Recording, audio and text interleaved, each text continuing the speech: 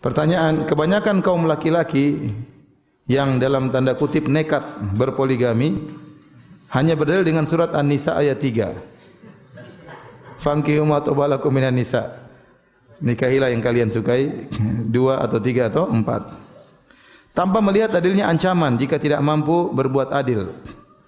Ustaz mohon diingatkan kaum lelaki ancaman-ancaman Allah jika mereka tidak mampu berbuat adil. Ya, dan jelaskan adilnya itu seperti apa agar mereka mengikuti sunnah Rasulullah yang banyak mereka tinggalkan dulu sebelum berpoligami. Syukran jazakallahu khairan. Bapak-bapak sudah tahu semua kok. Kalau tidak adil, ya bahaya pada hari kiamat. Man kanat lahum ra'atani famala ila idahuma jaa yaumal qiyamati wa shikuhu ma'il. Barang siapa yang punya istri 2, kemudian dia condong kepada salah satunya, maka dia akan datang pada hari kiamat dibangkit dalam kondisi badannya miring. Ini suatu penghinaan bagi dia. Bayangkan di depan teman-teman, di depan jamaah Al-Ikhlas, badan miring. Badan miring. Kenapa ente miring? Aduh, saya punya istri 2. Oh, istri 2 kirain cuma 1. Satunya saya sembunyikan. Kemudian badan miring. Nah, ini memalukan. Itu bentuk Allah memalukan dia pada hari kiamat kelak. Ya, bagaimana nasib orang yang badannya miring? Ya. Berjalan di padang mahsyar dalam kondisi badannya apa? Miring. Itu suatu kehinaan bagi orang tersebut. Maka para lelaki kalau ingin poligami harus tahu bahwasanya dia harus adil. Oleh karena sebagian ulama seperti dari ulama mazhab Hambali mengatakan poligami hukumnya makruh. Kenapa? Karena kekhawatiran orang tidak adil. Tapi yang benar poligami hukumnya sunnah bagi orang yang bisa adil. Tapi kalau seorang tidak adil maka terjerumus dalam kemakruhan atau terjerumus dalam keharaman. Oleh karenanya tidak adil dalam poligami dosa besar. Tidak adil dalam poligami dosa besar. Karena di antara definisi dosa besar adalah diancam dengan ancaman khusus. Dan Nabi telah menyebutkan secara spesifik, secara khusus bahwasanya orang yang tidak adil dalam poligami badannya miring. Berarti orang yang tidak adil tatkala berpoligami dia telah melakukan dosa apa? Dosa besar. Baik. Apa keadilan yang dituntut? Tentunya yang terbaik adalah keadilan dalam segala hal. Ibnu Qudamah menyebutkan Nabi sallallahu alaihi wasallam adil dalam segala hal, ya, dalam segala hal terhadap istri-istrinya. Tetapi sebagian ulama mengatakan yang wajib untuk adil adalah perkara-perkara yang primer, ya. Artinya apa? Yang penting dia menyediakan rumah bagi istrinya. Dia satunya butuh kendaraan, satunya butuh kendaraan, dua-duanya juga dipenuhi, ya. Ya.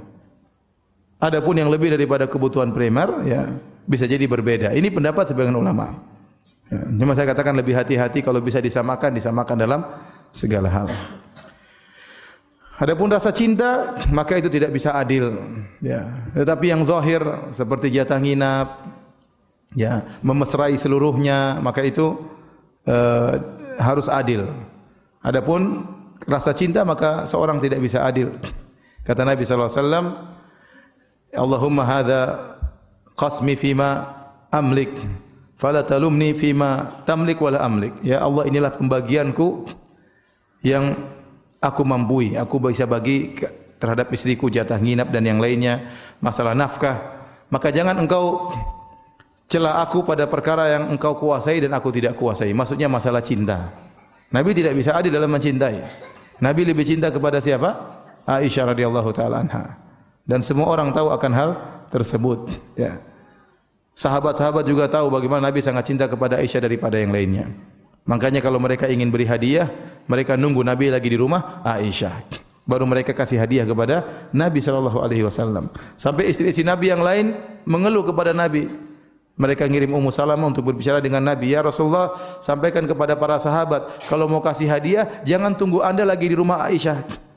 Dimanapun anda berada di rumah yang lainnya, kasih hadiah. Ya. Ini kenapa para sahabat tahu bahwasanya Nabi sangat cinta kepada Aisyah. Kenapa Nabi pas di rumah Aisyah baru dikasih hadiah? Karena Nabi di rumah Aisyah lebih berbinar-binar, lebih bahagia. Saatnya dikasih hadiah. Jadi untuk masalah cinta kita enggak bisa adil. Contoh, enggak usah masalah istri, kita punya anak-anak. Kita punya anak 5. Kita sayang semuanya. Tapi pasti ada di antara situ yang lebih kita cintai daripada yang lainnya. Lebih kita sayangi. Mungkin karena dia lebih pintar, mungkin dia lebih ganteng, mungkin dia lebih cantik, ya, atau yang lainnya, ya.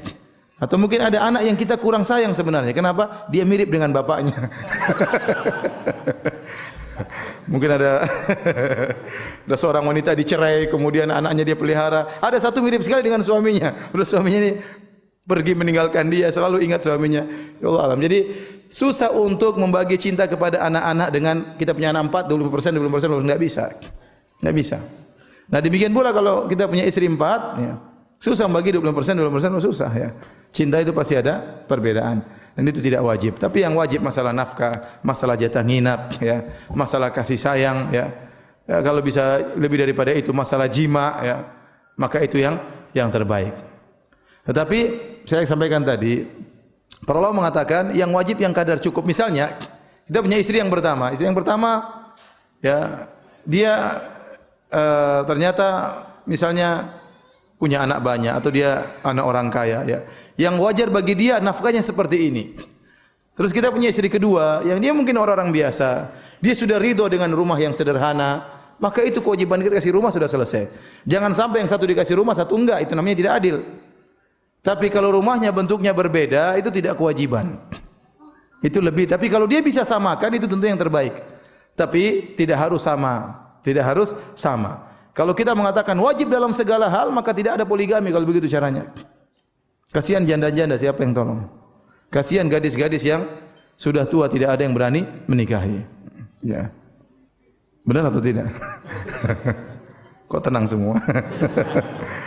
Tapi yang adil adalah perkara-perkara yang kebutuhan pokok. Seperti tadi katakan harus ada rumah, ada rumah. Tapi rumahnya berbeda, tidak ada masalah. Yang penting ini merasa tercukupi. Tidak harus rumahnya sama. Wallahu a'lam bishawab.